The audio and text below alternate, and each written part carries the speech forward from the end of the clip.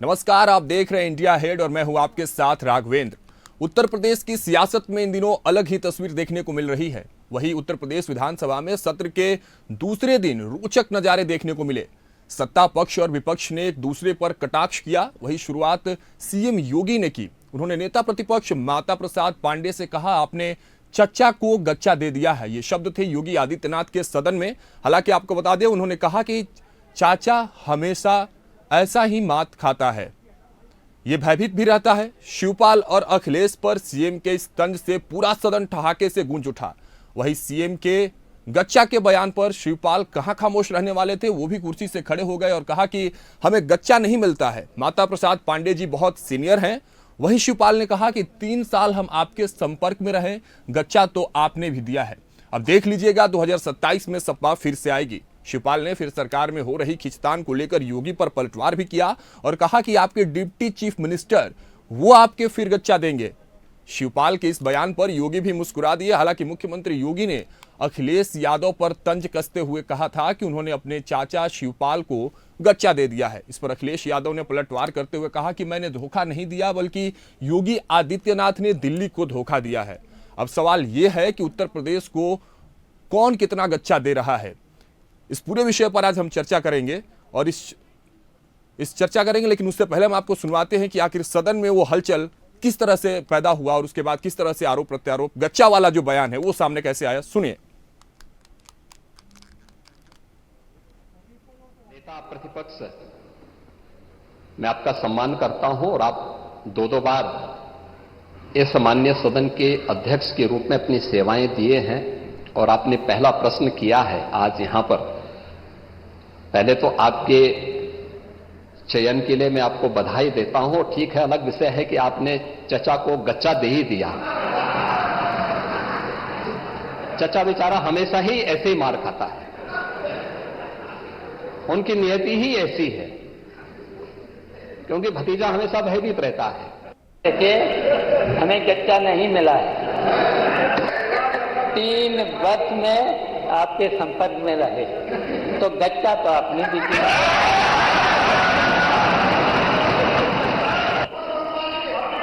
अब देख लेना 27 में समाजवादी पार्टी फिर से हरा देगी और आपके जो डिप्टी मिनिस्टर डिप्टी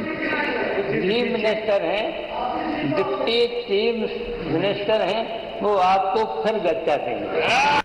ने कहा कि सिर्फ चाचा को धक्का नहीं, मैंने धोखा नहीं दिया, उन्होंने दिल्ली को धोखा दिया है। चाचा को गच्चा दे दिया सर, चाचा को गच्चा दे दिया, कह रही होगी। उन्होंने दिल्ली को गच्चा दिया। तो सुना आपने किस तरह से सदन में कार्यवाही के दौरान योगी आदित्यनाथ ये कहते नजर आए कि अखिलेश यादव चच्चा को गच्चा दिए हैं। वही अखिलेश यादव ये कहते नजर आ रहे हैं कि योगी आदित्यनाथ पूरे दिल्ली को गच्चा दे रहे हैं। अब कौन किसको गच्चा दे रहा है, सवाल ये बड़ा महत्वपूर्ण है और इसी सवाल पर जवाब लेने की कोशिश करेंगे। हमारे साथ इस चर्चा में जुड़ रहे हैं मनोज यादव समाजवादी पार्टी के प्रवक्ता के तौर पर और प्रदीप भटनागर जुड़ेंगे हमारे साथ बीजेपी प्रवक्ता के तौर पर। इन दोनों प्रवक्ताओं से हम जानने की कोशिश करेंगे कि बीजेपी गच्चा दे रही है या समाजवादी पार्टी में जिस तरह से माता प्रसाद पांडे के नाम पर समाजवादी पार्टी ने मुहर लगाया और उसके बाद कहीं ना कहीं शिवपाल को किनारे कर दिया समाजवादी पार्टी ने, तो ये गच्चा था। आखिर गच्चा कौन है और सच्चा कौन है, चलिए तो चर्चा की शुरुआत करते हैं। उससे पहले मनोज यादव, आपका बहुत बहुत स्वागत है और प्रदीप भटनागर, आपका भी बहुत बहुत स्वागत है इंडिया हेड पर। जी धन्यवाद, बहुत धन्यवाद आपका। तो चलिए सवाल वहीं से शुरू करते हैं जहां से ये मुद्दा उठा है। सबसे पहले मनोज यादव जी आपके पास आते हैं। देखिए, जिस तरह से योगी आदित्यनाथ ने पूरे सदन में ये कह दिया कि समाजवादी पार्टी में भतीजा जो है वो चाचा को गच्चा दिया है, उनको पीछे करके माता प्रसाद पांडे को आगे कर दिया है, तो इसमें सच्चाई कितना है, गच्चा कितना है सच्चा, मनोज जी? देखिए, जो श्री माता प्रसाद पांडे जी नेता प्रतिपक्ष बने हैं, उसमें सबसे बड़ी रिकमेंडेशन जो थी वो रिकमेंडेशन आदरणीय शिवपाल जी की थी। आदरणीय शिवपाल जी के ही रिकमेंडेशन से उनको नेता प्रतिपक्ष यूपी विधानसभा में बनाया गया है। और अगर योगी आदित्यनाथ या उनकी पार्टी के लोग इस तरह की बातें कह रहे हैं तो दुर्भाग्यपूर्ण है। उनको एक तो इंटरनल किसी भी दूसरे विपक्षी दल के इंटरनल मैटर पे ज्यादा बोलने का हक ही नहीं होता है। लेकिन अगर उन्होंने बोला है तो आदरणीय राष्ट्रपति जी ने दिल्ली में इसीलिए बता दिया कि योगी आदित्यनाथ ने कैसे गच्चा दिया उत्तर प्रदेश में। आपको मैं एक आंकड़ा प्रस्तुत करे दे रहा हूँ जी कि किस तरीके से उन्होंने अपने गोरखपुर मंडल की सीटें तो जितवा ली उत्तर प्रदेश में, लेकिन बनारस मंडल की सीटें हरवा दी।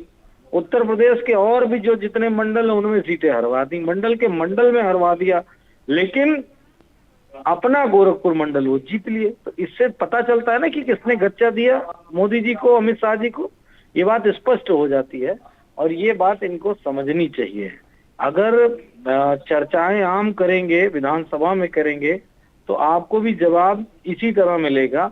इस बात का कोई महत्व नहीं है कि समाजवादी पार्टी किसको विधान सभा का नेता प्रतिपक्ष बनाएगी। ये बीजेपी का कोई इंटरनल मैटर नहीं ना, बीजेपी को इस पर राजनीति करनी चाहिए। उत्तर प्रदेश में सूखा जैसे भी स्थितियां डेवलप हो चुकी, तो क्या सूखा के लेके कुछ काम कर रही है सरकार? चलिए ठीक है मनोज जी, आपके पास वापस आएंगे, लेकिन प्रदीप जी के पास चलते हैं। प्रदीप जी देखिए, मनोज जी लगातार कह रहे हैं कि आपको कोई अधिकार नहीं है, उनका इंटरनल मामला है।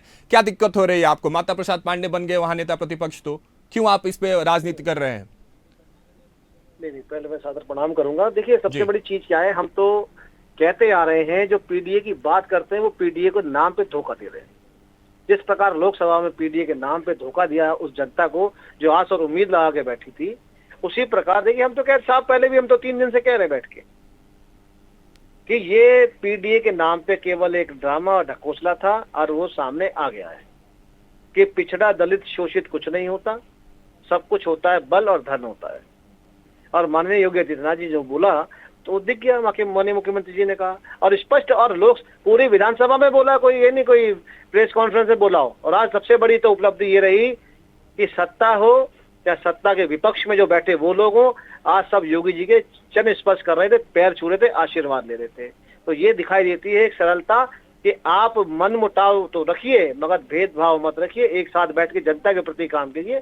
आज तो विपक्ष ने भी पूरे पैर छुए मुख्यमंत्री जी के, जो उनको जी भर भर के कोसते और बोलते हैं, जो मंडलों की बातें कर रहे हैं और जो ढूंढ रहे हैं कि हम कहां से हारे कहां से जीते। प्रदीप जी देखिए कभी कभी समझ में नहीं आता। प्रदीप जी देखिए, अभी आप कह रहे हैं कि पीडीए को धोखा दे रहे हैं, ब्राह्मण कार्ड खेल दिया उन्होंने, तमाम तरह की बातें आप करते हैं। शिवपाल को अगर वो बना देते नेता प्रतिपक्ष तो आप फिर चिल्लाते कि परिवारवाद परिवारवाद परिवारवाद, चाचा भतीजा। दिक्कतें कहाँ आती है समझ में नहीं आता। प्रदीप जी साफ तौर से इसको स्पष्ट करिए। मैं परिवारवाद पे भी बोल देता हूँ।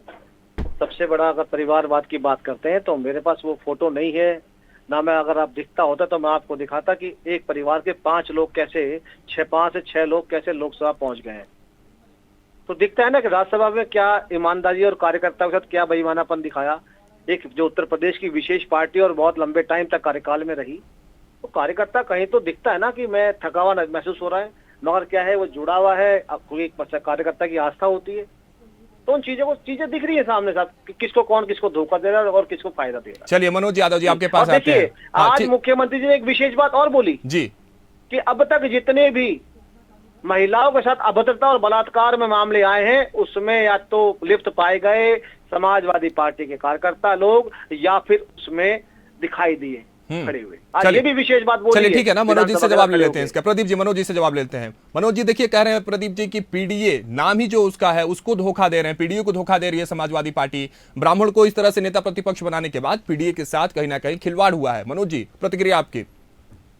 जिस तरीके से बीजेपी लगातार ब्राह्मणों का विरोध कर रही है, एक नेता प्रतिपक्ष बनने के बाद लगातार मैं देख रहा हूँ केशव प्रसाद मौर्य से लेके और हर कोई विरोध कर रहा है, तो ये स्पष्ट है कि ब्राह्मणों का भी रिएक्शन इनको आने वाले समय में दिख जाएगा कि आखिर इनको ब्राह्मणों से क्या दिक्कत है। समाजवादी पार्टी किसी जाति धर्म वर्ग से नफरत नहीं करती है। ये योगी आदित्यनाथ जी से पूछे, भाजपा से पूछे कि कभी उनको मुसलमानों से दिक्कत होती, कभी यादवों से, कभी दलितों से, कभी पिछड़ों की मौर्य जाति से, कभी अन्य, अब तो ब्राह्मणों से भी होने लगी है। हाँ, ठाकुरों से कोई दिक्कत नहीं है, ये मेरे ख्याल से बीजेपी के लोग कहते हुए मैंने कभी सुना नहीं है। तो योगी आदित्यनाथ को खुश करने के लिए पूर्ण रूप से पूरे देश में प्रदेश में जो राजनीति की जा रही है वो दुर्भाग्यपूर्ण है। मैं तो सिर्फ इतना ही कहूंगा कि विषय उत्तर प्रदेश में ये नहीं है कि कौन नेता प्रतिपक्ष बना, विषय ये है कि सरकार ने कितना बेहतर काम किया है इतने दिनों में। वो अगर सरकार बताएगी तो बेहतर रहेगा। माता प्रसाद पांडे समाजवादी पार्टी में डे 1 से हैं और मेरे ख्याल से वो अपने जीवन के अंतिम दिन तक समाजवादी पार्टी में ही रहेंगे। और जो समाजवादी पार्टी के लिए लॉयल है, जो ईमानदार है, जो अपनी पूरी ईमानदारी से जिसने अपना मतलब आप जीवन सवाल दिया, उठा रहे हैं कि उसको शिवपाल समाजवादी शिवपाल पार्टी यादव को ईमानदार नहीं है समाजवादी पार्टी के लिए, मनोज जी? जब मैंने आपको सबसे पहले बताया शिवपाल जी का ही रिकमेंडेशन है, अच्छा हाँ, अच्छा। आपको मैं ये बात तो बता रहा हूँ, उनका ही रिकमेंडेशन है कि माता प्रसाद पांडे जी को नेता प्रतिपक्ष बनाया जाए। कौन रोजाना इनको जब आप परिवारवाद पे, अब इन्होंने भी कहा कि 5 सांसद पता नहीं कैसे पहुंच गए, तो मैं एक ही बात कहूंगा, सब चुनाव लड़के गए हैं और वही जो राजीव कुमार चुनाव आयोग के आयुक्त हैं उन्हीं के नेतृत्व में लड़के गए हैं और जनता ने जिताया है तो गए और 100 बार जाएंगे, 5 छोड़ो 50 जाएंगे चुनाव लड़के। एक चीज और कहा प्रदीप जी ने मनोज जी कि आज सीएम ये भी बोलते नजर आए हैं कि जितनी भी महिलाओं के साथ जो घटनाएं हुई हैं, अपराध हुई हैं, उसमें समाजवादी पार्टी के कार्यकर्ताओं के नाम सामने आ रहे हैं। कुलदीप सेंगर समाजवादी पार्टी में तो हैं जी, किसका नाम लो, हाथरस की बेटी के साथ बलात्कार करने वाला समाजवादी पार्टी में ही तो है। किसका नाम मैं प्रदीप जी जवाब दीजिए, इस पर जवाब दीजिए, सवाल आपका था इसलिए मैं जवाब आपसे चाहता हूँ। प्रदीप जी इस पर जवाब दीजिए आप। जी मैं कहता रहा हूँ, क्या करें, मजबूरी है, हाथरस जाना, लखीमपुर जाना, जगह जगह जाना मजबूरी है।